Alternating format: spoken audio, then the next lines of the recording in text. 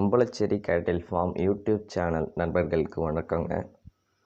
நாம் இந்த பதிவில் காண இருப்பது உம்பளச்சேரியின 18 மாதங்களான செவலை கிடேரிங்க.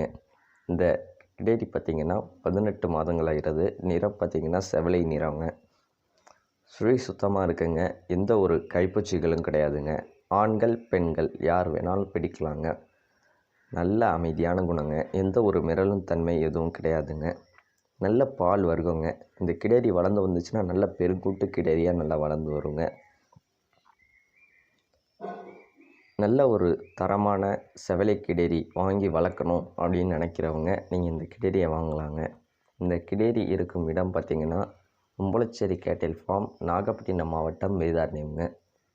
தொடர்பு எண் பார்த்திங்கன்னா 9751583840ங்க.